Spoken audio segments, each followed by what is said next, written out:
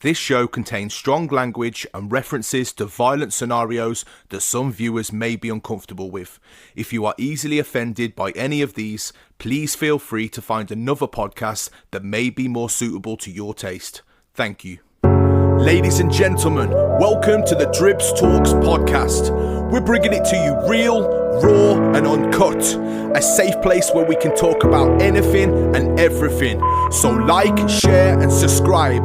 But most importantly, keep it locked.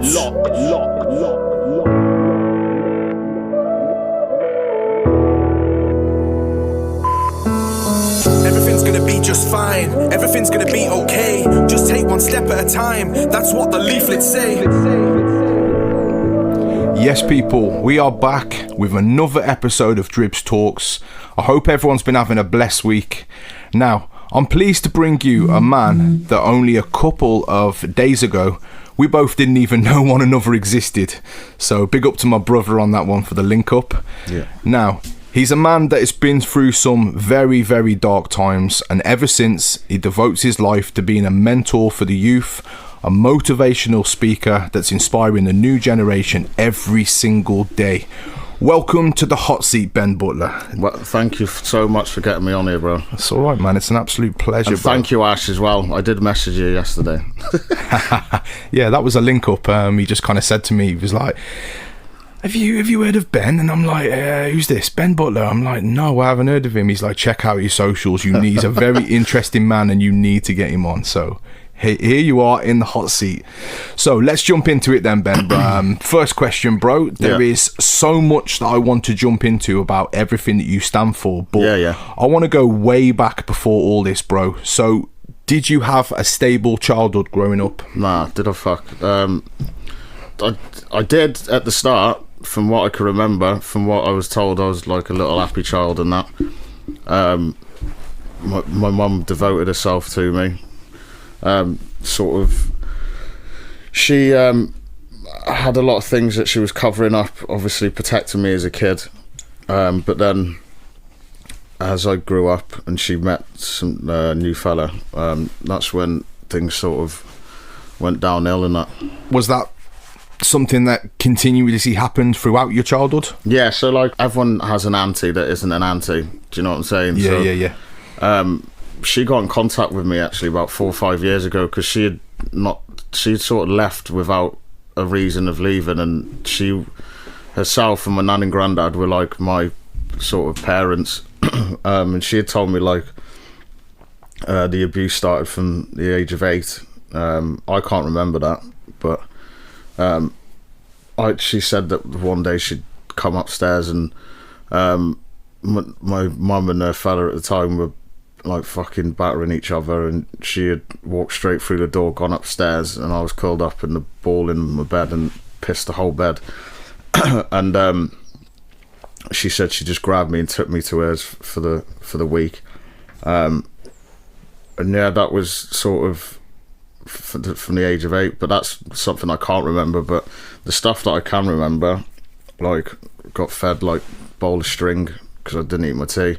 I've got an eating disorder, so like bulimia nervosa, and I think that stemmed. My exes always used to say like because I take myself, if I eat too much, I'll throw up in the toilet or make myself sick, and I've been doing it for years, and I never sort of had an inkling to why, but I was always body conscious, and obviously I got diagnosed with bulimia nervosa sometime this year. But yeah, so I've got fed a bowl of string. I hated my stepdad, so all the food that he sort of cooked, and you always used to have to ask whether please may I leave the table and all that. But the food that he made, I repulsed him, so the food I couldn't eat. So I used to hide the food in my cheeks and that, and then throw up in the toilet. And that was like, I can remember that was like 8, 9, 10. And then I was drowned in a sink. I was like, had my head volleyed against the bathroom door, and had my head punched against the wall, and that was like constant. I was always getting punched in the face, but after a while he started punching me in the stomach. So like certain people on the streets and schools and all that wouldn't know that like, I was bruised and that. Do you know what I mean? And then I was never at home, so I used to go and stay at my nan and granddad's, or I'd go and stay at friends and shit. And then I was getting abused by some of the fucking mates of particular sort of mates of mine that I was growing up with, because I used to be called Darky, like black cunt and shit like that. So, and I remember getting dragged down the stairs by one of the lads' brothers and all that. Like, they called it play fighting. Do you know what I mean? But like, I was slamming my face off the stairs and shit like that. And so the abuse was like literally everywhere I sort of turned, whether it was in school, racial abuse, beaten up, bullied, and then going home and getting sort of bullied again. Do you know what I mean? So it was a continuous cycle throughout home life and school? Yeah, all the time, every day. And because my mum didn't really have a lot of money at the time, she's like, the only props I'm going to give her is the fact that she's a workaholic, and she's got a house on top of it, like she worked her ass off, but then she neglected me, and it shows. So yeah, we sort of just didn't have much money, and do you remember Pods, the fucking shoes? Yeah, of course. Fucking hell, yeah. So, and Mum never knew how to bring up a black boy, do you know what I mean? So I've got Indian heritage and Jamaican heritage in me, as well as obviously English. And my mum used to fucking mousse my hair, do you know what I mean? So I look like an Asian, yeah, a Jamaican Asian with pods on, and I'd have my no frills crisps. Remember them no frills crisps? Yep. And a Tesco value fucking Kit Kat bar, the blue and white wrapper thing, and I'd have brown bread sandwiches with ham in and a lunchbox, and I'm bound to get fucking, yeah, you were target on you straight away. So when I used to leave for school, I used to fucking throw the carrier bag or whatever with all the food in, and then I used to go rob people at school in it, and then get their dinner money off them, tax them, and then feed myself, like going for the sausage rolls and shit. And that's where it all started, really, where I just thought, I'm gonna start taxing people because I ain't walking around fucking looking like a tit. So you mentioned about the physical abuse. Was there mental abuse that went alongside that? Yeah, I was told many times that I was a piece of shit. I was never gonna get anywhere. Like, it's a cliche thing when I've heard people say it before, that teachers used to say they're never gonna amount to nothing.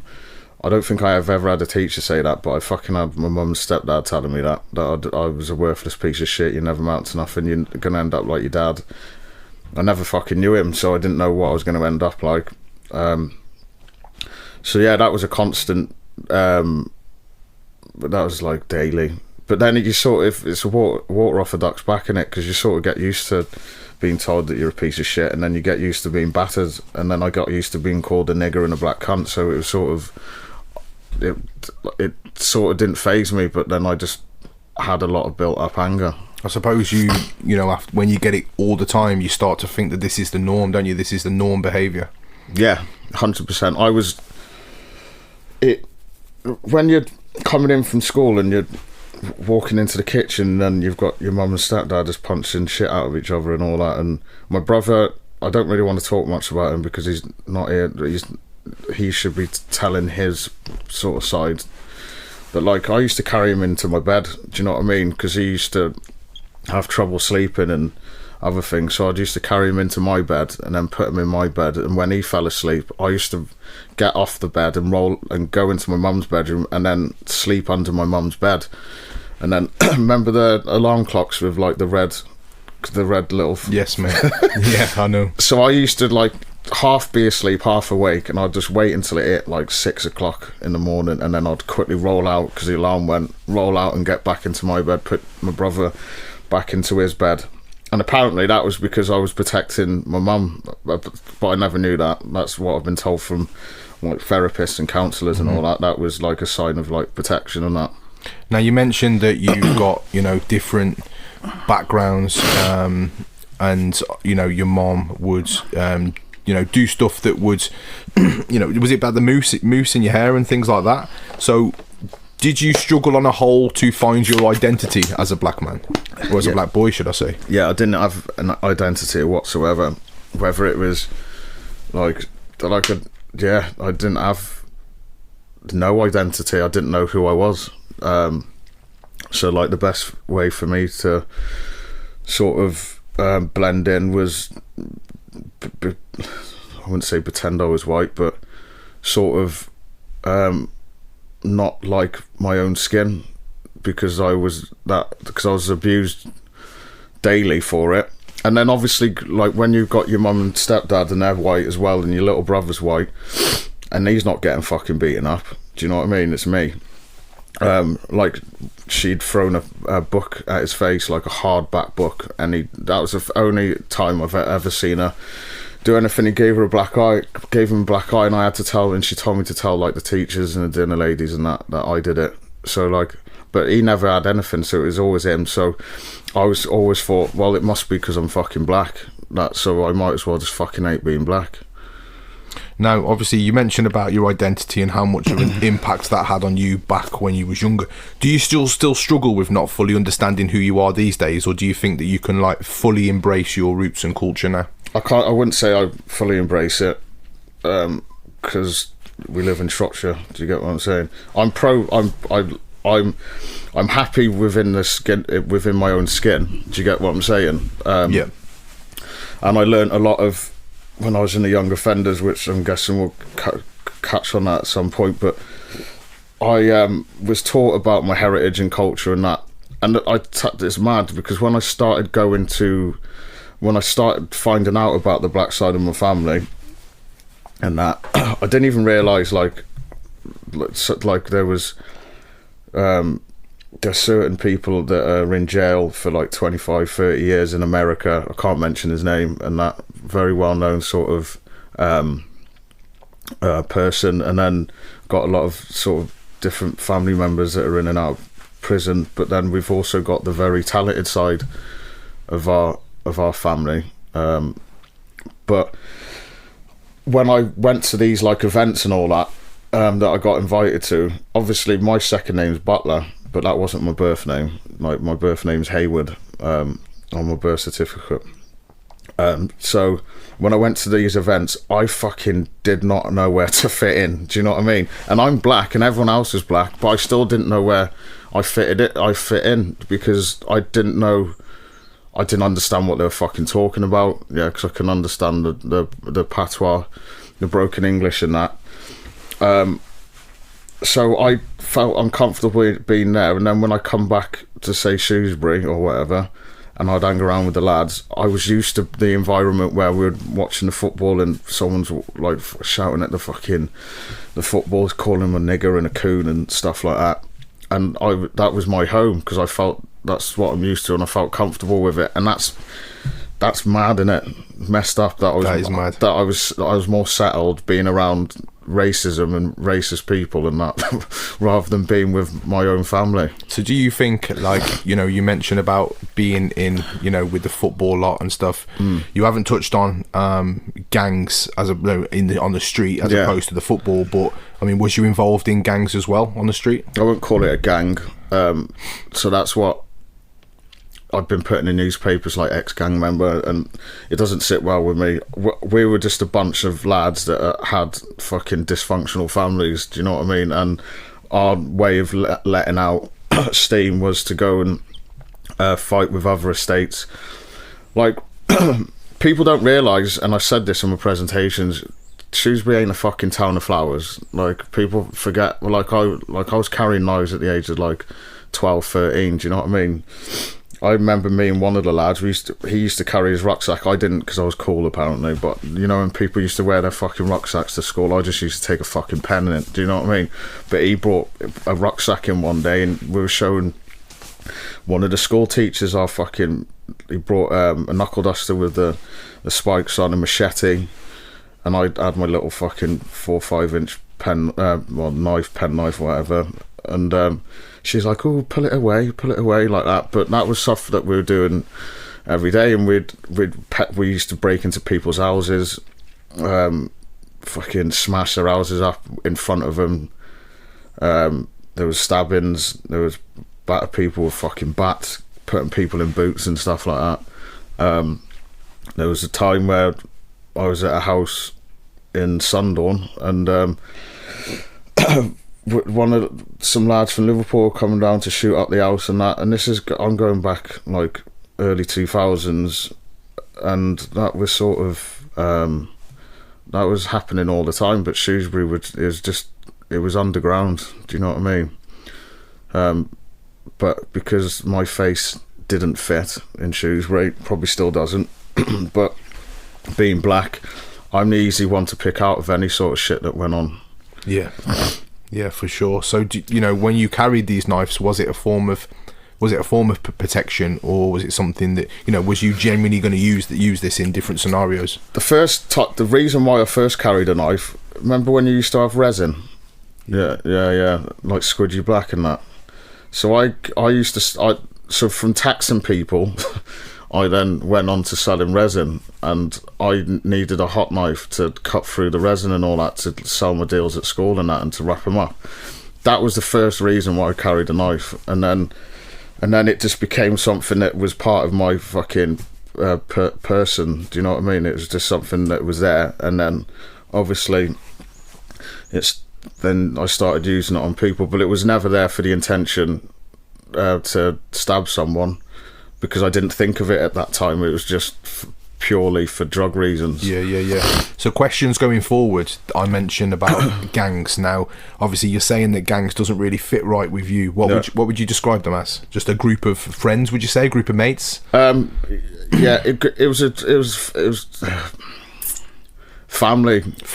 Yeah, just group. This is what I was going to ask you. This is my next question. These group of people, would you see them as an organisation or a family? A family, definitely. Okay. I went from having certain friends in the States.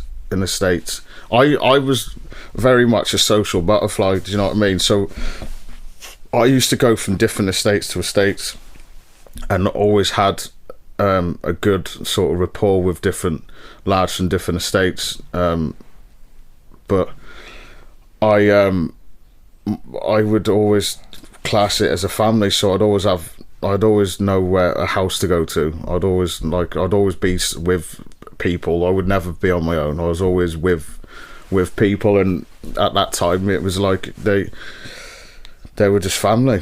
Do you think them lot gave you the acceptance that you were looking for?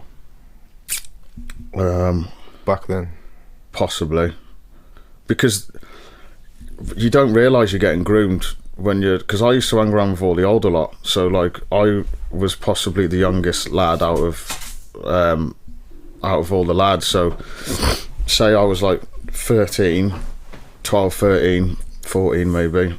The lads were in their like coming into their early 20s. Do you know what I mean? So and they knew me as a little fucking nutcase, and there was a few of us like that in Shrewsbury. So us younger lot, we were always the ones where like they would think that we would do shit for them. If they needed a job doing, they were calling upon you. Yeah, I get that. So we talked about chilling with different people and the effects that it has on you. Now, when did you do your first stint in prison? 2003. Okay. Yeah. And what was that for, if you don't mind me asking? For a violent disorder, a fray, and I think it was an ABH as well. How old was you in that?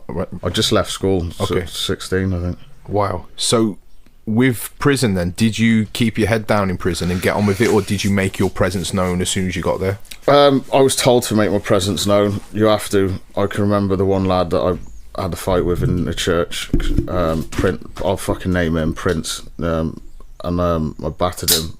He took the piss out of me, and the lad, my codie at the time, he's like, you can't fucking have that. Do you know what I mean? This is when we're on remand, so I had to do something about it. And I don't care what anyone says. When I first went to prison, like when the door, like I hadn't been home for 10 days. Well, I didn't even fucking really have a home. I was going from house to house, but I hadn't seen any family member for about 10 days. And then I was remanded, and I'm telling you, the banging the pipes, the closing of the fucking door and all that, and you can hear it ting, ting, ting, ting, like people shouting out their windows. Don't give a fuck what anyone says. Yeah, I fucking cried in it, and I was thinking, fuck, I'm fucked. Like, I think the grace that I had, the saving grace I had, is my codeine. And then, as I'd done that to that lad, from then, it was a piece of piss. And then I started mixing with a lot of lads from different areas in like Manchester, Birmingham and all that I only hung around with like gang affiliated people, and they didn't even, it's like I'm mates with a couple of them now, but they're not gang affiliated now. One's still in jail. He's I can't really talk about him either, but me, him and the lad from B21, he's left B21 now, but which is a burgers, we were all close, and then we were very close with one of the Noonans. So his name was Jacob Hardy in prison, but they had to change it to Noonan. They had to change it to Hardy because Noonan, because of the gangs in Manchester and all that. And then there was a lad from Widnes and that, and I fucking hate name dropping, but like they were big sort of heavy sort of hitters and all that, but they were all, and then I used to chill with the two lads from fucking the Wrexham football firm. And we got on like a house on fire. But then obviously when I got out of prison, I went for the off with Shrewsbury Wrexham a few years later. But that was where I had my connections, and for like sort of guns and stuff like that. I just knew that if I was ever in trouble, like, I know I've got someone somewhere else. But then at that time I started finding out about my dad and his sort of reputation and a few lads that I was in prison with knew him as well. Do you know what I mean? So I was like, what the fuck? So some people live off their parents' reputation, don't they? And like, but I never knew him, so I was living off my own. And then me and him become pen pals because he was waiting extradition back to the UK, and he become my pen pal in prison. But yeah, so the lads in jail, they were very confused to know why I was basically a black neo-Nazi, and they were more intrigued about it than, if I'm telling you now, if another lad went in there like that, yeah, they would have fucking turned him in. But with me, I must have, they fucking love me. Do you know what I mean? I'm quite I just say what it is, and I think I had a bit of a heart to me, so I was always in prison. You've got to show that you haven't got heart and all that. You've got to show this, show that. I was a bit different. Do you know what I mean? I was always like checking in on the lads and all that shit. Do you know what I'm saying? And they obviously were fond of me, so they were more intrigued, and I told them exactly why. And the lad that I from who was in B21, I spoke to him a few months ago, and he laughs about it on the phone. He goes, "Oh, calls me like the Black Adolf Hitler." Do you know what I mean? So you're dropping about the neo-Nazi, like back in the day it was nothing. Explain to me how you got to that point of even supporting something like that. I didn't really support it. Okay. It was more of, if you can't beat them, you fucking join them. Do you know what I mean? And that time, the English border front, like, if you ever check the newspapers and if you ever Google anything about the English border front, they are a neo-Nazi right-wing football firm. Like, and they were part of the national. Most of the lads were part of the National Front. They used to go to BNP meetings. I was racially abused in the football firm, but by the older lot a lot of the time. So I took my vengeance out on a few of the lads, and us under fives ended up taking over as becoming the older lot in the end. Do you know what I mean? Yeah, man. I never went to an England match though, and I made sure that's one thing I never wanted to do, because I knew, because Shrewsbury, the English border front, are linked with Newcastle. So like when the England matches go on, firms like you've got brother and sister firms, so they always meet up together to fight like Wales or whatever. So, and it's still happening now. So like I think Shrewsbury's got Newcastle. I don't know, there's another firm, I'm trying to think. But I would never go to an England match just because of I was used to the racial abuse in fucking Shrewsbury. But when there's fucking 500-600 lads from all kinds of different walks of life, and I know there's a lot of black lads in the football, especially now as well. I just didn't want to go because it just would have not ended well. So back then there wasn't as many. What, black lads? Yeah. No.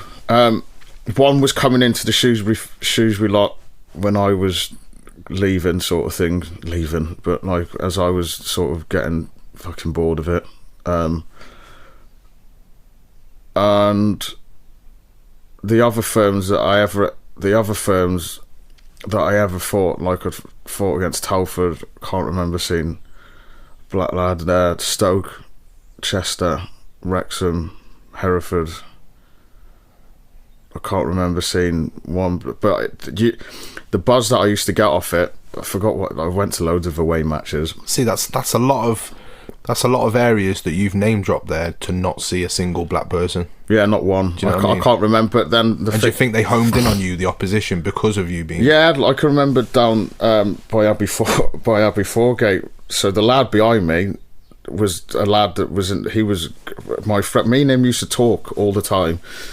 And I always used to ask him, how come you don't like black people? He always used to say, yeah, but I don't, like, he didn't really have an answer. He goes, you're one of the good lads. Yeah, and I'm thinking, you don't fucking know any other black people. Do you know what I mean? How can you compare? But, like, I can remember there was about 40, 50 of us going down Abbey Foregate, and Telford it was. We had them a few times. That was my first game when I was about 14, 15 as well. But they had... Bristol City, Bristol Rovers as well. I can't remember seeing any black lads. Peterborough. Wow. Yeah, but yeah, so we went down, and one of the Telford lads was like, "Oh, you fucking nigger," and all that. And all I seen was this, because he's like fucking 6 foot odd, this fucking massive right hand come from over my shoulder, and just fucking drop this lad. Mad. And then one of the other lads come to me, and I just fucking dropped him, and that. I used to buzz off it. I did. I used to buzz off of the football, because we had the football side to the things. So like, this is the older lot didn't have this, so this is why we were quite close knit, the under fives and that. So like, we'd have like 2 or 3 pubs where all the under fives had different pubs. We had like the Seven Stars, the Castle, the Masonic, and then the Rock and Fountain was a pub where all the lads, the older lads and the younger lads got. But we had problems with estates still, do you know what I mean? So them older lot were like, they never had that back in the day, from what I can remember anyway. But us younger lot, we were having estate wars as well, so we were starting to bring weapons into the football as well, do you know what I mean? Like, it ended up like doing that, and then we had our, like, they were getting, the older lot were getting drugs off us because we were having links with like Liverpool and shit like that. So what was the turning point for you to, distance yourself from these football gangs? My last match I went to was Dagenham and Redbridge, and that was in 2010, 11 maybe 10, 11. I can't remember. It was the League 2 playoff semi-final, I think. But I hadn't been to a football match for a few years, or a year or two previously, but I just wanted to make one last sort of appearance, do you know what I mean? And it kicked off as it did. And I was just like, I'm done now. I made my special guest appearance and I'm fucking off. Have you ever been tempted to go back? Yeah. You have? Yeah. Very tempted. I suppose we'll go into it a little later for the listeners, but like, I suppose all the hard work you've done now, there ain't no way you could go back. No, never. But like, because of violence being ingrained to you, you sort of like, I speak to a few of my mates now and they're still doing the football. But then you just think, fucking hell, like you're 40 years, like these lot are 40, 45 years old, and some of the younger lot that I speak to now and again, I'm like, fucking, they're walking around with 14 and 15 year olds, and you're just thinking, you're fucking pedos, really, aren't you? Do you know what I mean? So I just don't. I have that urge to get involved in it again, just to kick someone's head in. Do you know what I mean? Because that's the feeling that I fucking love. Like, and it's bad, innit, to have that feeling of wanting to hurting someone or being hurt. Like I used to love getting my head kicked in, because I'd just get my adrenaline then to go and do someone else in. Do you know what I mean? But I suppose if you've, and I'm sure you don't mind me saying this because you've mentioned it, I suppose if you've had a whole childhood of being beaten up, yeah, you know what I mean, when you get to an adult, it's nothing, is it, to you? No, it's not. It's like it's part of life. Yeah. Do you know what I mean? So when you take yourself away from that, that's where my relationship breakdowns happened, the domestic abuse, violence on both sides, and sort of I didn't have an out, so I couldn't like go and do what I used to do, and I had all these built up fucking traumas and anger and all that. Yeah, you had no escape to do anything. No escape, and that's obviously where the epilepsy started, and then obviously, like, I got diagnosed with ADHD and ASD, so a lot of my problems as well weren't even seen at school. Do you know what I mean? So I know I'm coming personal here, but do you think the epilepsy may be related to the beatings that you've had? Possibly. Because I know, like, I mean, for the listeners that don't know, I myself have got epilepsy, and the first question they asked me was, have you had any significant head traumas? Yeah. You know what I mean? And I've never had significant head traumas, apart from I got hit by a car when I was, like, young. You remember Pogs back in the day? The Pogs. Yeah. I went to get my first pack of Pogs. That's how I'll never forget it. I went to get my first pack of Pogs, and I was, like, too busy looking at the Pogs, stepped out in Donington, a car hit me, it knocked me from one side of the path to the other. You know what? Back in the day, I just literally, my shoe came off, and all I remember is walking to my mum's house, knocking the door, and just being like, yeah, I've been run over. I've got my shoe in my hand, you know what I mean? No way. She was just like, we'll see how you get on, you'll be alright. That was old school, wasn't it? Yeah, it was just like, you'll be alright. Yeah, you'll be alright, yeah. So, but I'd never bang my head or anything, but that's why I'm just asking you, do you think that the epilepsy came on later on in life because of head traumas, man? I had my first fits through drug induced. So the first one was overdosed on MDMA and cocaine. The one was cocaine, and the other one was cocaine. The ones with the cocaine and MDMA was because the girl that I was going out with, used to go out with at school, she killed herself. She had a drug overdose, and but she was going out with my mate, so it was a massive trauma for him. So I was engaged to this girl at the time, and I ended up sniffing a quarter of coke in about 45 minutes, and like I woke up and the ambulance was taking me downstairs. So the first lot were drug induced, and then when I joined the army, because it took me 7 years to join the armed forces, 5 years for convictions to be spent, and then I was stupid enough to tell the doctors that I was depressed, even though obviously I was, but I had to wait another 2 years without going to the doctors to say that I was depressed, even though I had all this shit going on in my head, so I could get into the army. But it didn't really work out in the army. And then there was a few incidences in the army where the old me come back out again, and I can't really discuss that, but I ended up having 4 epileptic fits in the army, and the second or third one I went for an EEG, where they put the shit on your head. Yeah. And they said that I've got juvenile myoclonic seizures, and that's hereditary. So my brother on my dad's side, he's got it, and my nephew, which is his son, he's got it. Man. So they think it's hereditary, but I went to the doctors in Shorebirch yesterday. Neurologist up there. Neurologist, yeah. And they said they just want to do another check to investigate it, because obviously, like you said about head traumas and all that, because I jerk all the time, I do. So like I could be holding my phone like this, and next minute it's fucking. You know what? I get the same thing. Banged off. Honestly, I get the same thing. I can be on my phone, especially late at night. Especially late at night, and my phone will literally just throw out of my hand. Do you know what I mean? And to me, that's activity in the brain. Do you know what I mean? And I went to one neurologist who told me that what I'm experiencing is anxiety, and I'm like, no, this isn't. We know our bodies, man. We know when things are happening, and I'm too sure that this is activity in the brain to why my phone got thrown across the room, and it happens regularly. So I'm with you on that. I like this because, like I said, repeating the intro, less than 48 hours ago, you didn't know I really existed, and I didn't know much about you, and now we've got a lot in common. So that's that sets a good vibe for a podcast. Definitely, I was. Me and you had been following each other on socials anyway, innit? And I was like, fucking hell, when you popped up, I was like, I've seen him on my Instagram. So yeah, he's that annoying twat that always puts stuff out. So with regards to as I said, I ain't gonna call it a gang. I mean, with the football, they call it firm. Am I right in saying that? Yeah. Was there any repercussions from leaving there? No. Is that because you were respected and they respected your decision to move away? Quite possibly, but I wouldn't give a fuck anyway, because if they tried doing anything, it wouldn't work. Because you go back to old Ben. It would. No, I get that. And a lot of the lads as well that went to the football. So a lot of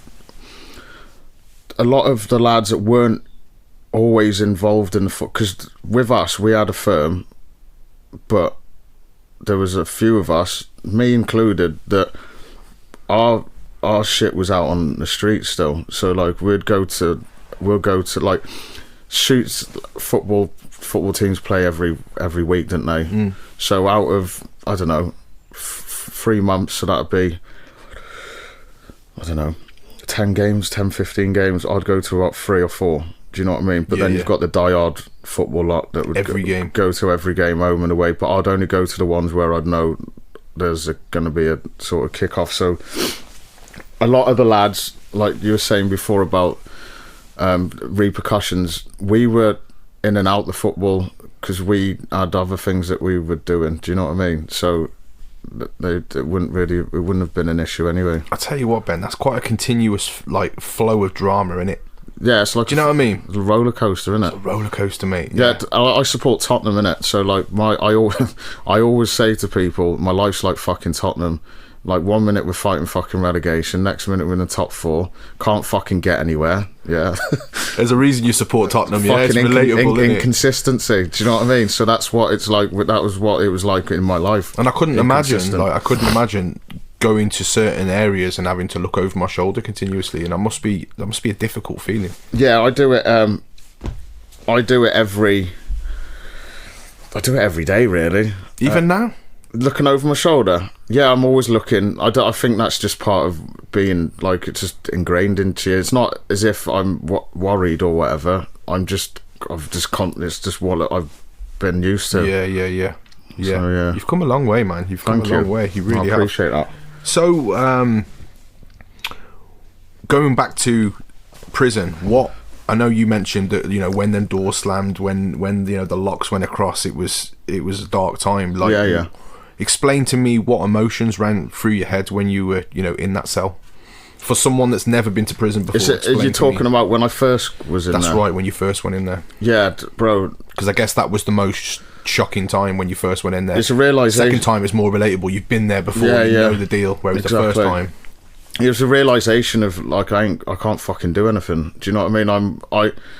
The people out on the streets I knew. Do you know what I mean? I didn't know fucking no one from here. Do you know what I mean? So I'm having to sort of find a way of socialising with a load of criminals as well. Do you know what I mean? So we're free to walk around our areas, and 9 times out of 10 you're not really going to bump into anyone that is like a criminal, but there's fucking 500-600 people that are in jail for murder, fucking kidnappings. I was going to say, do you have an idea of what prisoners have done, or do you have to get that information from the screws? You don't. Some of the screws. Because I know some of the screws will name drop. And some of the screws. So what we used to do, the VPs in it. So the fucking the scumbags, and I'm talking about scumbags, and I was a different sort of scumbag, but the VPs are like the pedos, the rapists, the child sex offenders. So they used to put them onto our wings, like they used to put them onto our landings, and then they would wait until we found out who they were, would fucking do them in, and then they'll stick them up to VPs. So that was all premeditated. Yeah, you know what I mean? Yeah, it was fucking mad. And I was thinking about this not so long ago. I was speaking to someone actually I was in jail with, and I was like, do you remember like them fucking sticking all them fucking sex? One of them was across my, like, literally, so my cell's here and he was opposite. So but we didn't know for months. But like, you either get the information on the screws or you get the information from the lads that are in prison. So like, we start talking, do you know what I mean, and trying to find out, and then someone be shouting out the window, oh yo, so fucking cell so and so, he's a fucking nonce, do you know what I mean? And then unless the screws haven't got to them quick enough, to take them up to the VPs, then we'll get there before. Just for the listeners, explain what VP is, bro. Vulnerable people. Oh, okay, cool. Right, Yeah. So there was a separate wing for vulnerable people. They were like upstairs, like Okay. top fucking floor. Yeah. And then I used to go on surgery and that, and then so we'd have our food, and then but then we would go back to our cells. If I wasn't on surgery, I'll go back to my cells or whatever. But I used to want to go on surgery because it keeps me out myself for longer. Plus, you get the extra scran as well. Do you know what I mean? So I can take it back to the pad. And then the VPs used to come down, so we'd have to serve them the food, so they take it back to their cells. So we used to fucking do mad shit to their food and all that. Like, I know this is uncut and raw, but like, they've got a couple of me's inside them. Yeah, do you know what I mean? They used to have their bread and food and everything in whatever we were doing to their food. Yeah, I'm surprised they were eating it. Do you know what I mean? Yeah, that's mad. That's mad. I mean, I know it's uncut and raw, but my man's took it to a whole new level. But it's all good. This is what it's all about. This is what it's all about. It's finding out, the nitty gritty and giving people that have never been involved in that culture, a general aspect of it. So pick up yourself, mate. Yeah, thank you. So, you mentioned, would you say overall, prison, I'm talking from the first time, second time, how many times have you been in? 2 times. Was it a pretty smooth run, would you say? Yeah. You would say it was a smooth run? Because some people go in, they don't have a smooth run. Yeah, the thing is, because I was remanded and I got out on judge in chambers, so I was then sentenced pretty quickly after I was on judge in chambers. They tagged me to my mum's yard, and then I got nicked for... I was on... I don't know how they didn't... I don't know why they didn't fucking remand me back into prison, or... Because within the 4 months before I got sentenced again, I was like... I had 2 GBHs with intent that were... GBH with intent, so like... I stuck a glass in someone's neck, and then apparently I did. And then there was an alleged situation with my stepdad. And then I had a football violence one with Shrewsbury Hereford. They just kept tagging me back to my house, and I don't know how they didn't remand me, but it was within 4 months I was back inside. The other charges, except for the football one, they got dropped, but the same lads were still in prison. Do you know what I mean? So except for the few new faces, but there was the lads that I was in prison with before were still there when I got there, because it was only 4 months, and then I was back there. Yeah. So there is so much. I mean, this is why I've had you down, Ben, because aside from the nitty gritty and the the violent past, because it is violent, bro. Let's face it.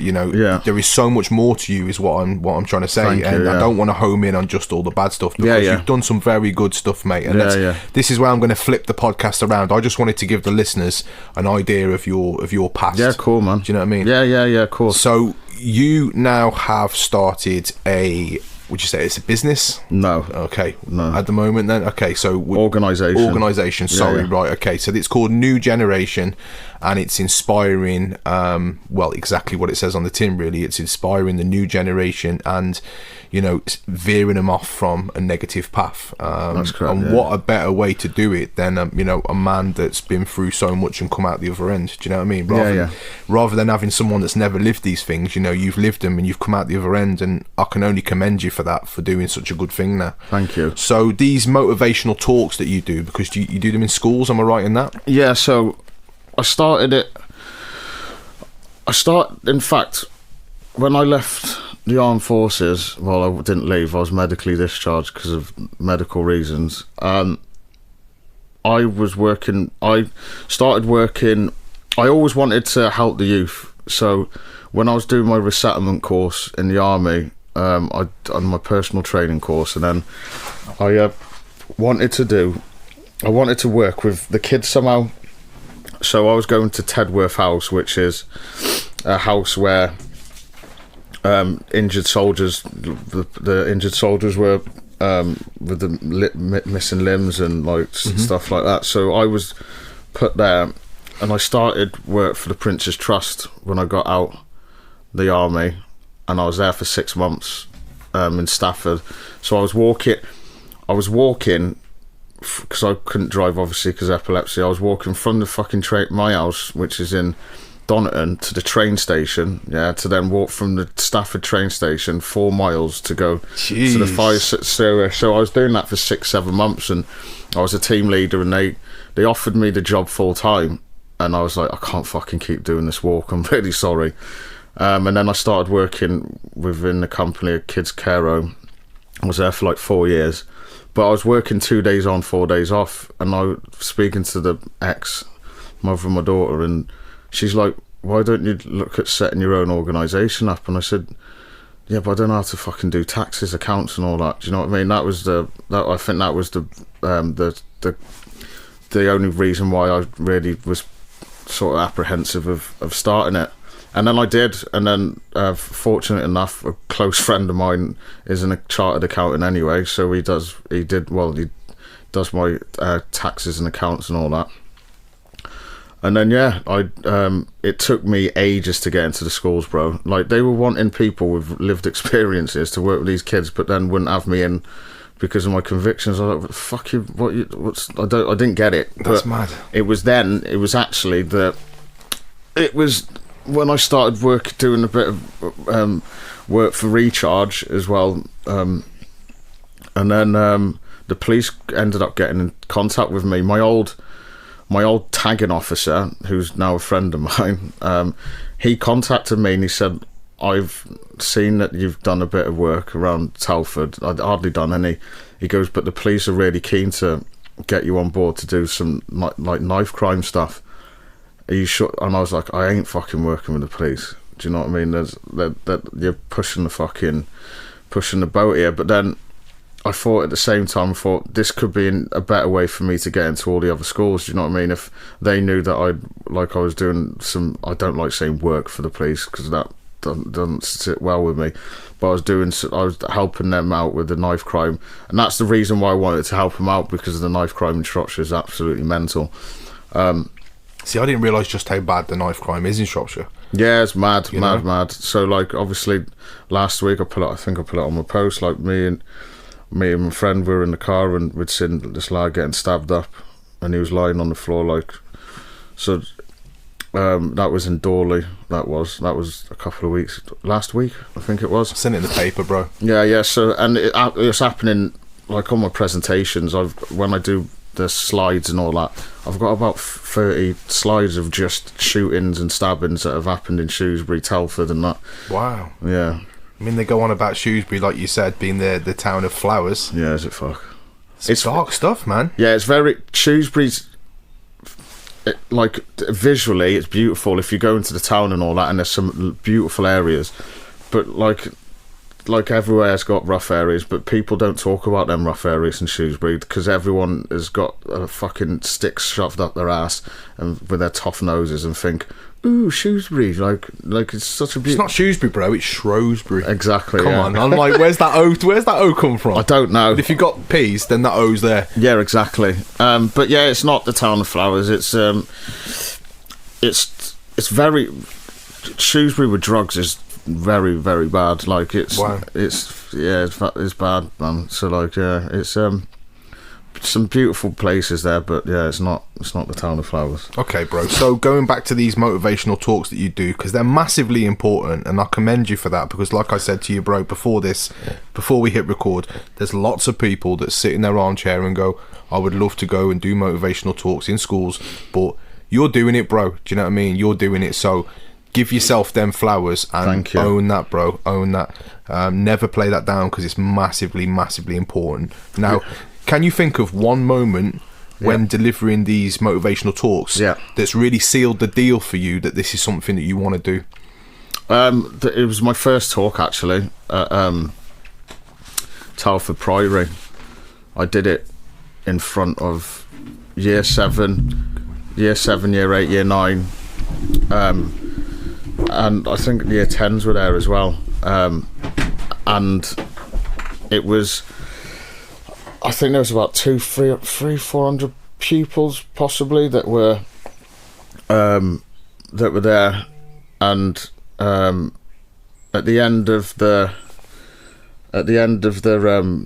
talk, there was teachers and all that coming up to me crying and saying it was inspirational, and I'm really not trying to blow any sort of smoke up my ass, because I really struggle with complimenting myself and that, but I feel like that was sort of a moment. And then with the kids coming up to me as well, asking about certain things that had gone on in certain kids asking what had gone, wanting to know more about my past, wanted to know more, kids saying that they could relate to a lot of things that I was talking about, and the kids, some of them crying as well. So that made me realise when I was doing that talk, I affected it was in a positive way, I'm guessing, a lot of people, and I was like, yeah, I've got to carry on this. Do you know what I mean?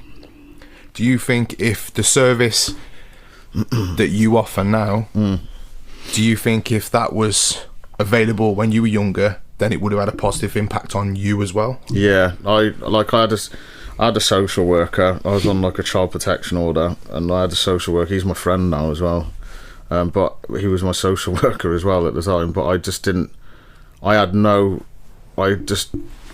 want to speak to him. I didn't open up about things that had gone on, and he apologised to me. This was me and him went to a talk, because one of my mates in Preston, we went to see one of his presentations, and he apologised to me in the car, because he was like, what could I have done? He goes, your mum and your stepdad were very like, nothing's going on, even though we had reports of stuff going on in the house, but they hadn't, and because I wasn't sort of talking to them about what was going on, and plus I couldn't relate to him either. I said you were white, do you know what I mean? So you couldn't, there could be no one from Shrewsbury, possibly Telford, possibly a lot of places that had the situation of me growing up confused about my skin colour and being a racist, but also not knowing who my black side of the family are, and shit that was going on. It was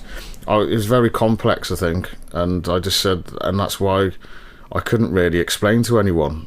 But with my sort of organisation, I feel like I've got enough sort of experience and lived experiences in so many different sort of parts of my life that I can relate to a lot of children. Do you know what I mean? It's not just one sort of situation where I can relate to a kid. It's all different types of like shit. Do you get what I'm saying? Yeah, I think that's kind of the same with me, although, you know, I don't have the background of yourself, and the things that we're advocating for are totally different.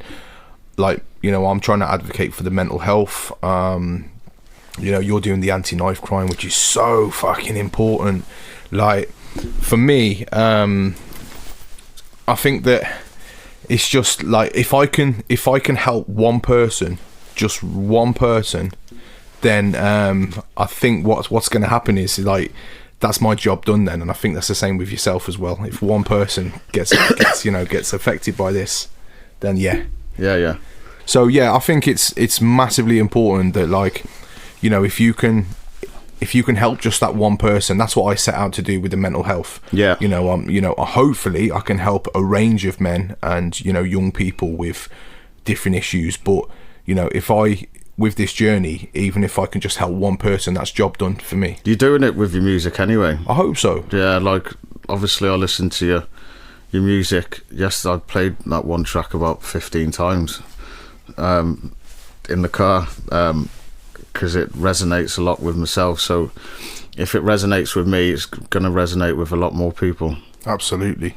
So you mentioned with these podcasts, I don't kind of stick to one topic and just go with it. I'm flitting, mate. Yeah, right? yeah, So apologies for that. No, it's calm. You mentioned as a youth that, you know, you would carry a weapon. Yeah. What would you say to any of our listeners? Because I do have from young to mature audience. What would you say to our listeners who feel the need to carry a blade? What advice would you give them, Ben? The thing is, like, they always say, sorry to interrupt you, but they always say, if you're going to carry a blade, you've got to be ready to have that turned around and used on you. Yeah, is that a right thing to say? It is, yeah.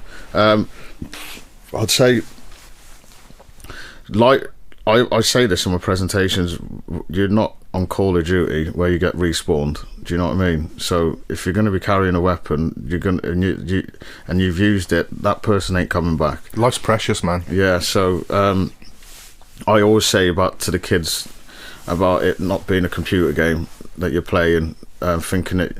And also, one of the kids that I used to mentor in Shrewsbury, and he's took it with him. What I said to him.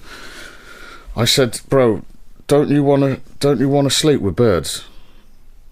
Do you know what I mean? And he's like, oh yeah. I said, so what are you going to do when you're locked up for 15, 20 years with a bunch of men? Do you know what I mean? What's going to happen to you? I mean, some people would embrace it, Ben. Yeah, some people would. But that's what I say to him. It's like, who would want to, like, not get with a bird? Do you know what I mean? And like have that freedom of like being with different sorts of women. And I try and say it not as derogatory, but like as a teenager, that's what you think about all the time, isn't it? Like, so like you ain't gonna see light of day for about 15, 20 years. Yeah, absolutely. So after the prison life, you then began to set up this fantastic, I'm going to call it a company, bro. I'm going to call it a company. Oh. You then began to set up this fantastic company called New Generation Coaching. Yeah. Now, on your website, it says, I've done a bit of research on it because I did say to you I would research it. Yeah. It says that your aim is to help children and young people to make better life choices via I'm going to get this word wrong here, contextualized and holistic approaches. Can you explain to me what that means, bro? I don't know what it means. My website designer did it for So the proof's in the pudding. You didn't write that website? No. Okay, so you got someone else to write that. That's cool. Yeah, like Mate, like I said to you before, I've got ADHD and ASD. My concentration span is very short. Like, I'm flitting from everything in my head now, whilst talking to you, I'm thinking about 15, 20 other things. Do you know what I'm saying? Yeah. There's not a chance in the world that I'm going to be getting me doing my website. I haven't got a fucking clue where I'm going to start. I love your honesty. Do you know what I mean? I love your honesty. You could have sat here and blagged the shit out of that. Yeah, I ain't chatting shit. I don't know what it means, but all I know is that I'm there to help the new generation not make the same mistakes that I did, and also be there for them, because it's not just about the kids either, because it's about their parents. Do you know what I mean? Or what's going on in their home life. Their fucking parents might need mentoring. Do you get what? In fact, they possibly do, because sometimes you as a kid breed what's going on. Like, you're based in your own environment. There are some kids out there that have a very good life and then get drawn into crime and all that because it's very easy to do so, but really the majority of people that are getting involved in stuff like that have some sort of trauma, whether it's in their family or whether it's with their girlfriends. Do you know what I mean? They can all get into some sort of life of crime. So I always think it's not just the kids that I'm there for, it's the parents as well. Do you know what I mean? You always get that like that vicious cycle, don't you? It's too easy to say I blame the parents. Yeah. But you know, you can't in some aspects of different scenarios. You know, there is. The parents have been through these things, you know, like abuse, for example. I'm not talking knife crime, I'm talking abuse. Yeah. Parents have been through this back in the day with their mum and dad, and then they relay it back to their children, and it's all about breaking that cycle, isn't it? And I think what you're doing, and the fantastic things that you're doing, because as I said, you know, without gassing you up, I'm commending you for doing these fantastic things, and I think that you're trying to break that cycle, and it's an amazing thing. No, I appreciate it. I've my organisation at the moment's on hold due to last year having them. See, when I talk to the kids, I talk to them about mental health and all that, and all these kids have got mental health. Like these kids that are going through these traumas, they're going to have mental health issues. So my mental health issues have started from the age of like 7-8 years old, and they've carried me until I'm 37. So I say to these kids, if you're going to get involved in shit, just remember that it's going to follow you for the rest of your life, this mental health, and it's followed with me. So with all the good stuff that I'm doing, there's bad times with like my mental health where I've like tried ending it, and that's what happened last year. I literally strung up, and then it snapped, and then I'd smashed my face on the coffee table, had a seizure and that, and I resigned from my job, and then I was like, I can't be there for the kids if I'm not in a good sort of headspace. And I've tried ending it about 3 or 4 times. There's obviously someone upstairs that is keeping an eye out on me, whether I believe in obviously Jesus or whatever, but like there obviously someone is there protecting me, not making sure that I'm ready to go just yet, because there's a lot more people that I want to help. Do you know what I mean? Yeah, so man. I put it on hold, and then I was like, I need to do this fucking book. Do you know what I mean? Like, tell me more about the book, mate. I mean, my questions don't even relate to the book, so tell me more about the book, because that's amazing.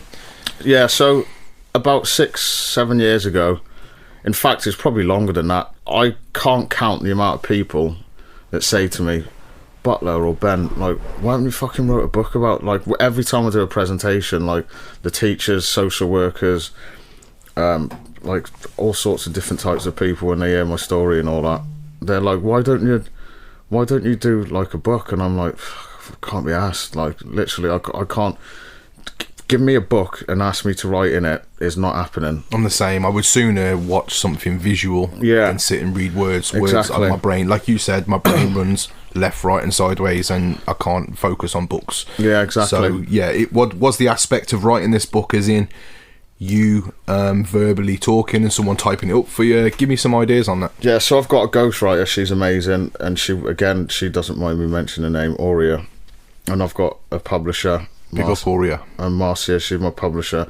But over COVID, like, I wanted my organisation to like flourish. It was flourishing, and then obviously COVID financially hit everyone, didn't it? So I had to go back to square one by getting a full-time job and work in an organisation, and it burnt me out.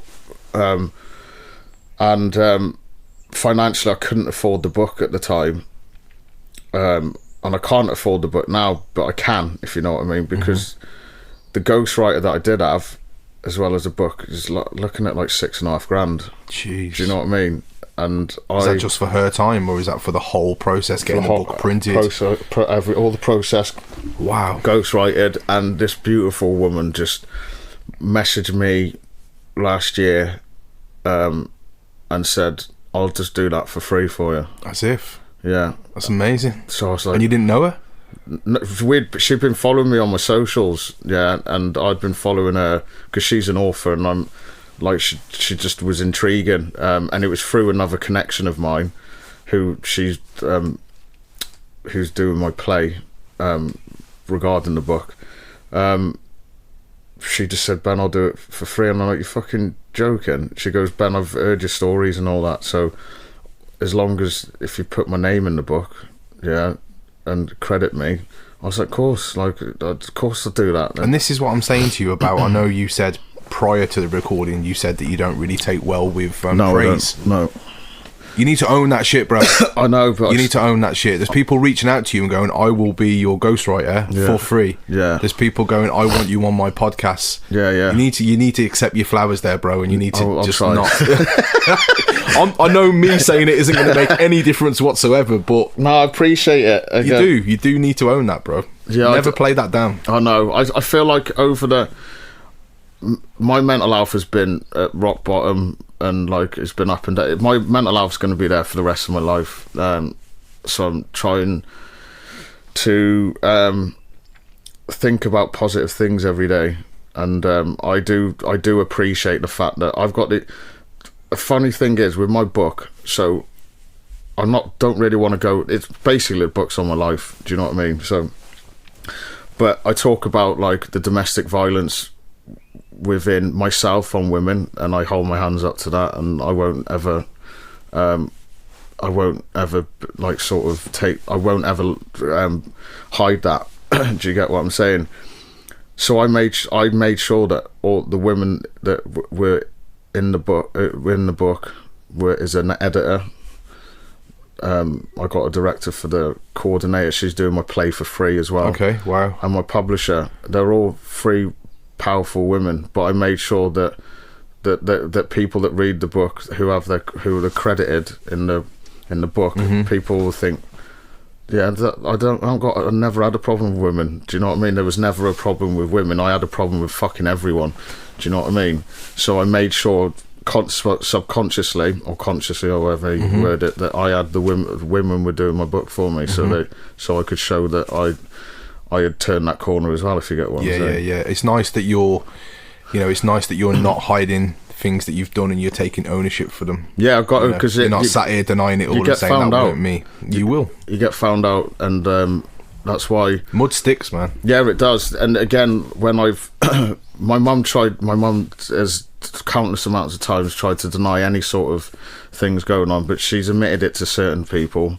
But then she doesn't realise that I've worked with the police, and I got an acro, with all the paperwork, with the domestic abuse and all that. So she can't fucking hide from that. Do you know what I'm saying? So, I've reached out to her loads of times to try and resolve everything, but she has none of it. Had none of it. So that was like 6-7 years ago. So, but my stepdad, he's not my stepdad now, we had a pint together, and he apologised for absolutely everything. Wow, how did that feel to you?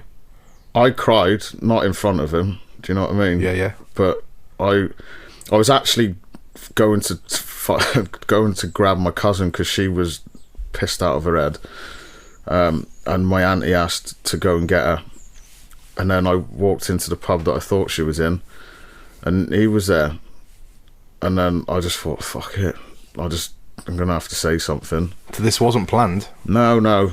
And it was me that reached out to him. I said, look, can we just talk? And he goes, yeah, I'll go and grab you a pint. And he just sort of apologised. He said, your mum's got obviously a lot to answer for and all that. And he just apologised for his actions, and I hugged him, and I said, you support Man City? Yeah, I said, I fucking hate Man City more than I hate Arsenal. Do you know what I mean? So every time I watch Man City play, yeah, I'm like fucking gunning for them to lose. Yeah, I don't, and I said that to him. I said, that's how much hatred I had for you, or I have for you, because that's an affiliation to you. Do you know what I mean? And how long ago was this conversation? 2 years ago. So at that point, had you made a turn with your anger and stuff like that? Because the boy that you were portraying years ago, would have absolutely thrashed him within the first couple of seconds. Yeah, well, or did you kind of I know with a lot of people, if things happen in their childhood and they see these people, they almost revert back to being that boy. Yeah, I told you that I was nicked on a GBH with intent, allegedly. So he has to live with the fact that he's got a metal plate in his head. So okay, so you went there. Yeah, no, I wouldn't. Went there. I wouldn't say. Well, no, allegedly. Allegedly. He fell over and hit his head on a slab. Absolutely. So that was sort of swings and roundabouts, doesn't it? So, and he's now happy with his woman, and I'm over that. I'm over all that shit. Do you know what I mean? I've got to be over it for the kids. I've had my therapy. Yeah. I don't dwell on the past. I think I dwell more on where I want to be in the future. I think I'm more bothered about, like, I think about my health all the time. So like I'm juicing every day. I'm taking fucking mushroom like there's powdered mushroom, pulling it in my hot water and that. And like I'm more subconscious and more anxious about my health and my mental health than I am. Like I don't have any thoughts whatsoever towards. I have no feelings towards them. That at the end of the day, that's happened. You sort of, I dealt with it at that time. You live and move on. And have you dealt with it? Have you dealt with it yourself, or did you have to have therapy to deal with that? I've had all types of therapy. I have. So I've had CBT like 2-3 times. CBT didn't work for me, bro. It doesn't work for people like us, especially with ADHD. And then I had transactional analysis therapy, which is an autistic way of. So it's not designed for people with autism, but the facts are that it helps a lot of people who are autistic or have autistic traits. And when people say everyone's got an autistic trait, I mean when you've got diagnosed with ASD, do you know what I mean? When you are autistic, it helped me. But I had 16 sessions, and then fucking NHS just like you're off you go and go back on the waiting list again. So see, I know with me it was like I tried CBT because growing up I had a lot of issues with my dad. He put me through a lot of stuff, put my mom through a lot of stuff, and I seen things that maybe a lot of kids shouldn't see, and they tried CBT with me, but like you said, like for someone with ADHD, because I've suffered that myself, it was almost like the way they presented this ADHD and this CBT. It was almost like assessments, and you need to do this 200-page essay. Oh yeah, I weren't on that, mate. Yeah, fucking homework. Like yeah, exactly. I'm not down for that. I didn't do homework when I was at fucking school. I ain't gonna do it now. Do you know I'm what not I mean? down for that. So when lockdown hit and I started suffering my depression, and my depression was more aimed at, I was battling with myself because I didn't think I was the best father for my kids. Right. Even though I definitely, like in hindsight now I've come out the other end, I definitely was, bro. Yeah, you were. Because not only am I looking after my kids, I'm also a foster carer, looking after other people's kids. That's what I was going to say. Like, but we have that tendency just to self-doubt. But trying to tell yourself that, the outsiders can say you're doing a great job, but your brain, I'm like, I come into my studio, I'm writing my tracks on my hip hop. And my wife's like, yep, go and write your tracks. I'm sat there with my pen and my paper, and there's a little voice in my head saying, why aren't you spending time with your kids? Why are you writing lyrics when your kids are in there? Because it's for your kids' future. This is it. I'm trying to create a legacy, and this is what I've said on past podcasts. Like, for me, the albums that you've listened to, and the third one that I'm making now, it's all about creating a legacy for my kids. Yeah. I want, when it's my time to, when it's my time to demise, it's my time to leave this world, I want people to say, you know what, Dribbz helped me with this thing, he made me feel good in this situation, and I want my kids to be able to press play on my music. Yeah. It sounds in the air, it sounds a bit cheesy, bro, but I want my kids to be able to press play on my music and hear Dad's words. Yeah, it's not cheesy as fuck. It's not at all. Like, do you know what I mean? It's not. I feel like it's a bit cliche, but I'm doing the same thing just with a book. Yeah. Do you know what I mean? Yeah. So my kids can, my kids, their grandkids or whatever, and also people that I haven't managed to reach out to, they're always going to have an opportunity to just go on Amazon and get a book. Do you know what I mean? It's there forever then. It's there forever. That's how I feel about YouTube. People say to me, don't put your tracks on YouTube, put them on this and that. When it's on YouTube, it's there forever then. Yeah, people can go back to that in 12, 20, 30, 40 years. When I'm long gone, they can still search it and it'll still be there. Yeah, definitely. But so with my tracks, at the moment, my eldest is 16, my youngest is 12. My 12-year-old is my biggest fan with this music. She knows every lyric to every track. She sits in the studio when I'm writing and recording.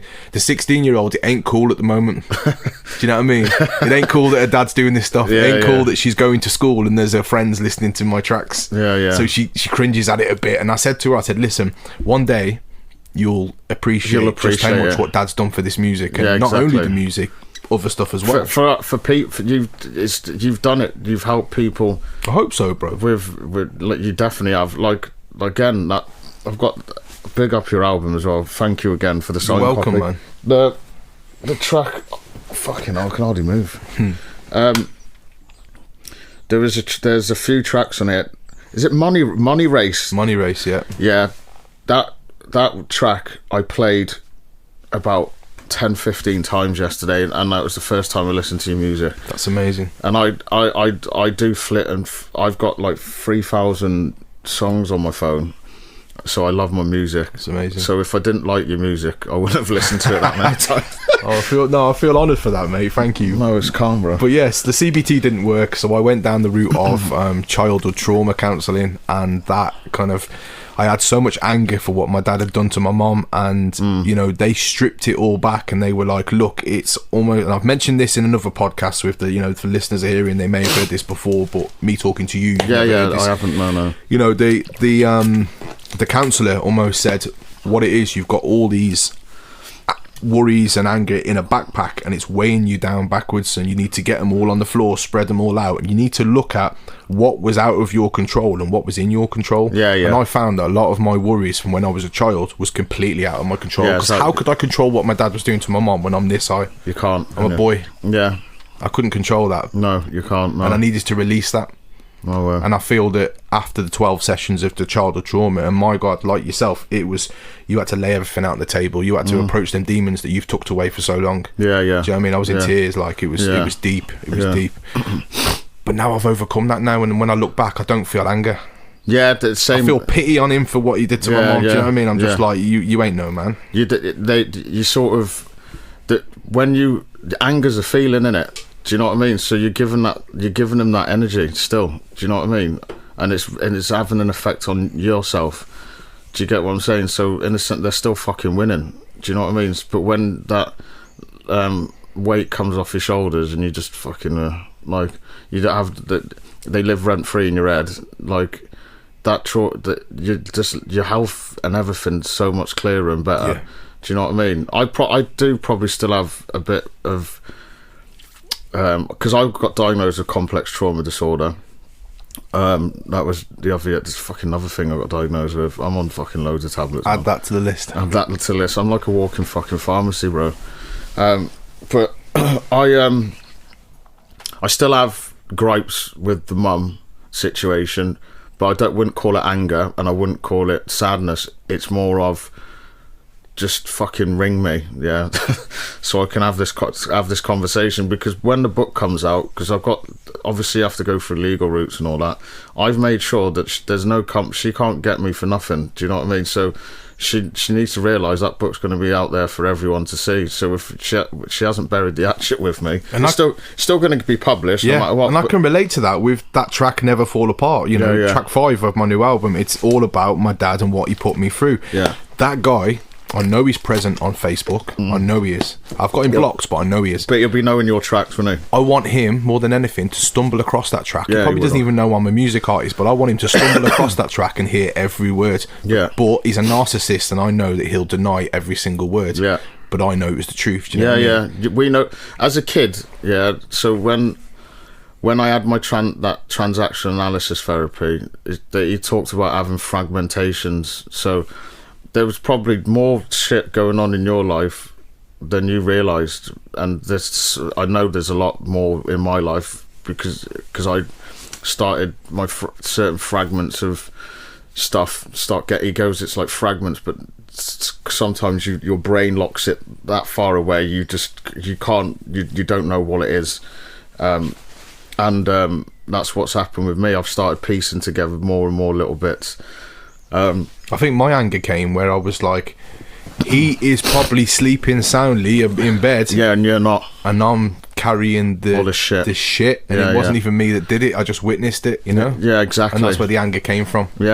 Do you know what I mean? I'm like, how can he sleep fine and carry on his day? No worries, and there's me having to carry all this stuff. You got your hoodie on, boys get sad too, innit? This is it, innit? This is it. So that's why I do this mental health now, to try and help people. Amazing. Do you know what I mean? To help other people, and that's why I foster, because as a kid, I went through contact centres to see my dad and things like that, and I can relate to it. You know?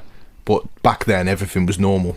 Everything that he did, like if the door knocked, and this is where with the track, you know, going to see him of a weekend, if he'd even show up at all, if the door knocked, he'd nod his head and I'd have to go behind the sofa to get his baseball bat, and then he'd open the door, try not to move away from the mic, he'd open the door with his baseball bat behind his back. Yeah. Now, you're in trouble if you're opening the door every single time it knocks with a baseball bat. Yeah, of course you are. And I'm in trouble being in that vicinity. Yeah, you shouldn't be in that. Do you know what I mean? Yeah. And I can always remember going from my first tattoo, my very first tattoo at Spencer's Market. You remember that back in the day? Yeah. Although you're Shrewsbury, so I don't know if you would remember Spencer's Market. Yeah, I do. Okay. My mum's fella, he's from Telford. Okay, cool. Telford. So I remember going for my first tattoo, and they said, you know, what's your name? And I gave them my surname and stuff. And then they went, oh, you so-and-so's son? And I'm like, I'm not going to mention his name because he doesn't even deserve that name mentioned. Yeah. And I'm like, yeah. And they're like, okay, so there's a lot of dangerous people that are after so-and-so.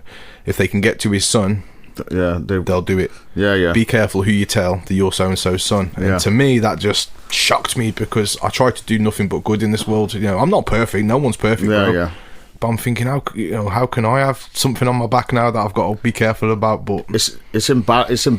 It as is, well. bro, because I'm just picking up pieces of his mess. Yeah, this is what I'm dealing with at the moment. I don't really want to go too much into it. No, of course not. But I'm dealing with the embarrassment of having certain people in my sort of family members that are just embarrassing people, and you're sort of like fucking hell, and fucking hell, like what?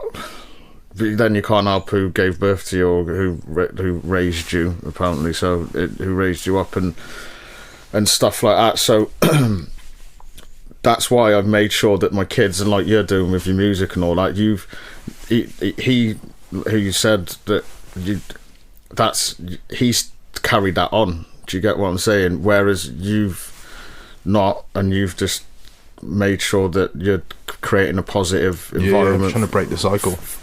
And it's hard, man. I don't know if when I shave and stuff, I'll look in the mirror and I can literally see the man staring back at me. Yeah. Do you know what I mean? I'm the double of him. Yeah. I can see the man staring back at me, and that's hard for me because I bet he's still there. Well, you know, I can't get rid of him. The blood runs through my veins of his, but all I can do is break the cycle and try and do something good. Yeah. And I've still got his surname, but I can make it a good thing. You can make related to. Do you know what I mean? Yeah, of course you can. I just want my kids to grow up and go, Dad tried everything he can to help other people.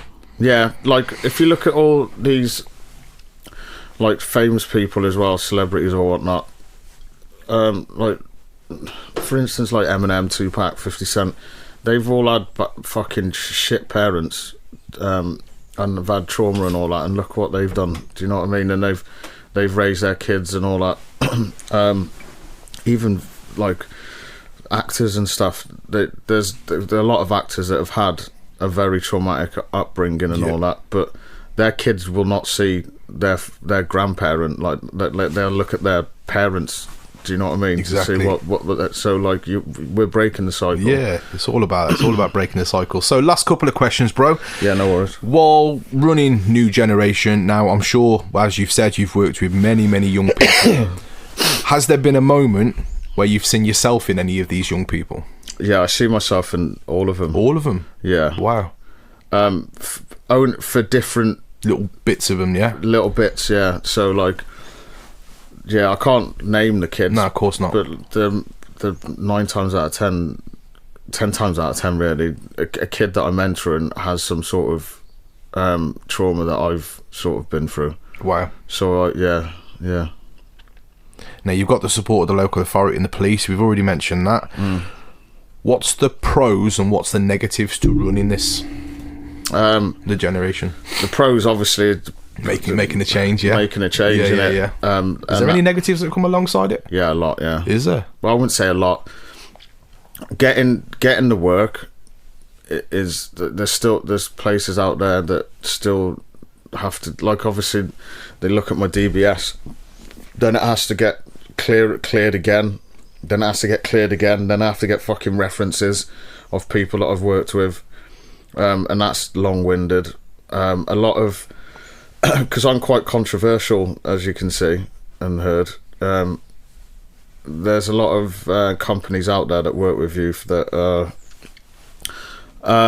haven't reached out to me because my background and shit like that, but I look at it as, well, then you're not fucking the kids that you're obviously looking after ain't the fucking right kids, because I'm looking after the kids that obviously need the help. Do you know what I mean? Yeah. The tick in the box fucking companies and shit like that. So that's another one. And the mental health side of things, it really takes a fucking it takes a lot out of me. Like I said to you before we started the podcast, like, as soon as I start talking about trauma and stuff that have gone on, I'm in bed for hours after that. My back's killing, get migraines and shit like that.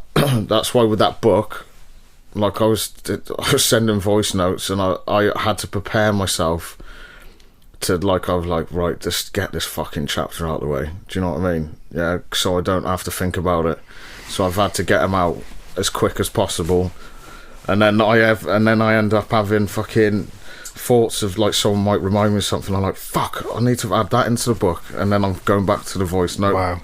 But yeah, it's the negatives, the pros obviously outweigh the negatives, because I'm helping people. Yeah. That's what I'm there for. I'm not in it for the money. I'm fucking broke. Do you know what I mean? Yeah, So, like, yeah. like I said, I put my organisation on hold, and I'm hoping next year when this book comes out and this play, and I've got another sort of side hustle thing, a really positive one. Hopefully it comes to fruition, but I don't want to talk about it yet. That's fine.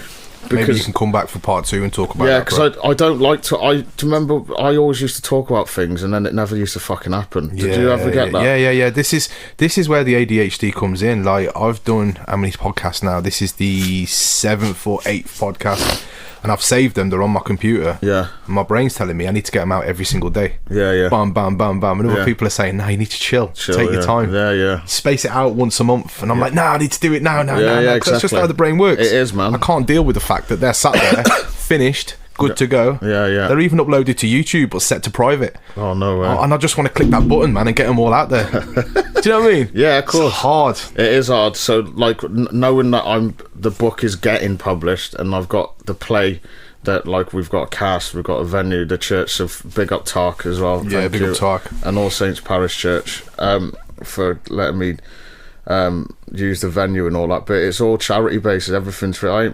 But I'm hoping from when my book is released and when the people come to the church and this other sort of side thing, I'm hoping next year that will be the year. I've took a year out, just over a year now, because of severe mental health and all that. Bro, I don't even like coming out the house. So if I'm not in the house, I'm in a car to go to another house. And you will not rarely see me walking the street. I don't like being around a lot of people. So I'm just sort of trying to make sure that next year is the year where I can, and hopefully in the future with everything else with the book, because there's another book I want to do as well, that I don't have to look at my fucking bank balance. Do you know what I mean? Yeah. I don't give a shit about money in that sense, but I care that I have to check my bank balance to see if I've got enough money to get. So, do you know what I'm saying? So that's what I want to get to, and my kids have. Each one of my kids has got a fucking bedroom. Do you know what I mean? Because I haven't even got enough rooms for all 3 of my kids, and that's where I want to get to. And it's not a big ask. It's not. I'm not asking. Just to live comfortable, innit? Just to live comfortable, and that's it. Like, I don't want anything else. I'm happy. So the play, is that going to be open to the public, or is that invite only? No, open to the public. Is it? Yeah. Okay, and where would they find future, like, information about that when the play goes live and you can put it out there? Where are they going to find that? Yeah, so I've just had a photo shoot doing. Thank you, Chrisography. Yeah, big up Chris. He done a photo shoot, so I've got potentially. He's working on the front and back cover of my book. Chris was telling me in a voice note this morning, because I spoke to him about you this morning, and he was telling me that one of his photos may be used as the cover of your book. He was quite excited about that. Yeah. So he's gonna have I've got the photo. Nice. So I've got the photo for the poster or leaflets for the play. So once I get that out. Where will you be promoting that, bro? Is that going to be social media? Or Social media, be everywhere. So I'm not on Facebook, so Tarka on Facebook, and some of the cast members are on Facebook, so they'll be promoting over Facebook. I'll be promoting on LinkedIn. I'm not going to lie, I'm dead excited for this. Yeah, bro. Yeah, I've read the script. We've had the script. We've got the script and all that, and it's a powerful thing. All I'm going to say is that I'm sort of narrating it. Yeah, so I'm in a counselling session basically. Okay. So I'm in a counselling session, and that's all I'm going to say. Yeah, don't say too much, bro. Yeah. Don't say too much. Yeah. Leave it for. But it's on. It comes out in the 16th of May, so it's on. We've planned it to make sure it is on World Mental Health. Oh, okay, clever, mate. I like that. Yeah. I like that. Yeah. So, where do you see yourself and your brand in 10 years' time? Where would you like to see yourself in 10 years' time? Not in this country. Okay. Yeah. I've got I have plans. I have the plan. I've always had a plan of having a school, new generation coaching school. I think I spoke to you over the phone. That's been a massive, like a pro school, but the pro school. I don't want to give out my ideas or anything like that, but it's to do a different sort of pro. And then I want to live in 10 years' time. My kids are going to be 16 and 25. So I want to be. I want. They're old enough to get a fucking flight over to see me. Do you know what I mean? I want to be living in a different country where I don't, because I get SADS, whatever it's called, that thing in the winter. That's like where I just end up. So usually this time of year, this is where I start fucking self-harming. And is this the one where it's dark in the morning, it's dark early in the evening, them kind of ones? Yeah. So these are the times where I self-harm and like try and do stupid shit. So I was speaking to my mate who lives in Tenerife, and I was like, I'm not going through fucking about 4 months of suicidal thoughts and shit like that. It's good that I'm taking the right sort of nutrients and all that, so it's balanced out at the moment. I'm in a good sort of... And as well as that, you're doing stuff like this. Yeah, exactly. So I'm not saying this is going to be your saviour, but you're doing stuff like this. I need to keep focused, mate. I need to keep focused and stuff. So like when I get asked to come on podcasts, like I'm all ears for it, and when I'm chatting on the group chat for the play and stuff and getting out ideas, it's just keeping my brain ticking. Do you know what I mean? Because as soon as I get a moment where I'm on my own, for too long, your thoughts go away with you then, don't you? Yeah. Well, I'm very good with when I've connected with someone, I generally get on with someone. I've connected with you. I'm very good at checking in. So that won't be the last you've heard of me. It's not going to be like, cheers for the podcast, off you go. I never want to speak to you again. Yeah. Every couple of days I might go, you all right, bro? How's it going? Yeah, no. Just checking in, do you know what I mean? I like that, yeah, definitely. Because little things like that can, if you haven't had a conversation all day with someone, it can make the difference, can't it? Yeah, definitely. Like, and even if you just gave me a thumbs up, at least I know he's all right. I do that quite a lot with my friends as well.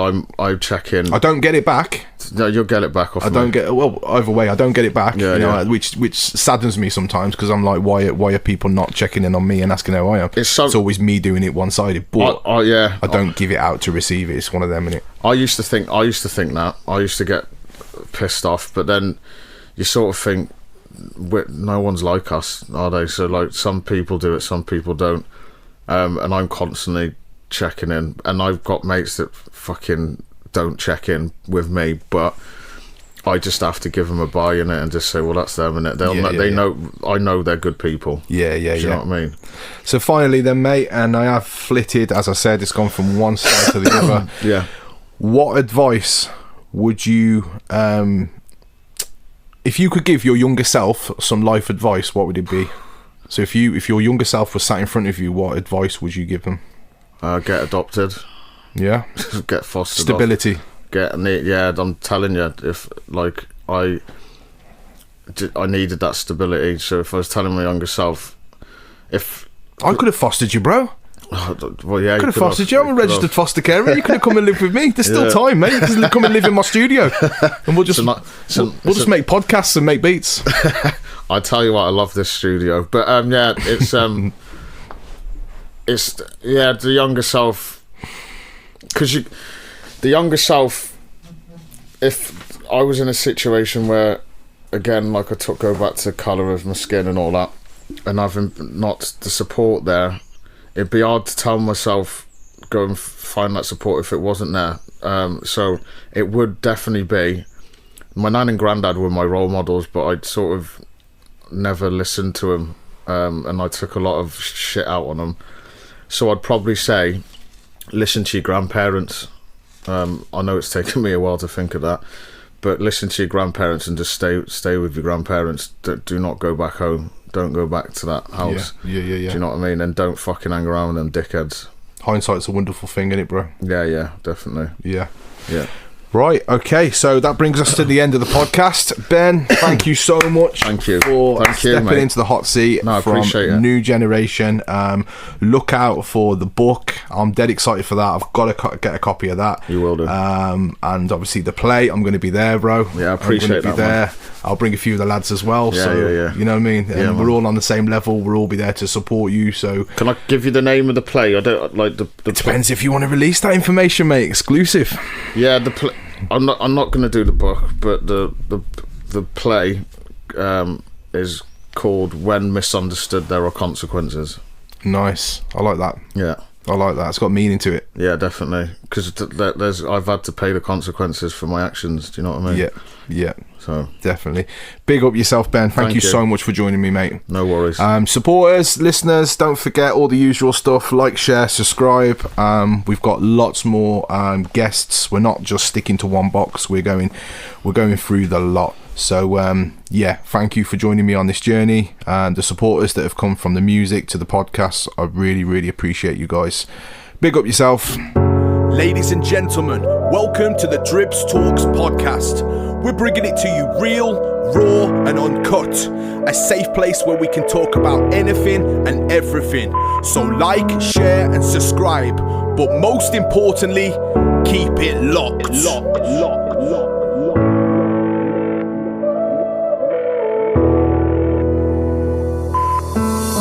Everything's gonna be just fine. Everything's gonna be okay. Just take one step at a time. That's what the leaflets say.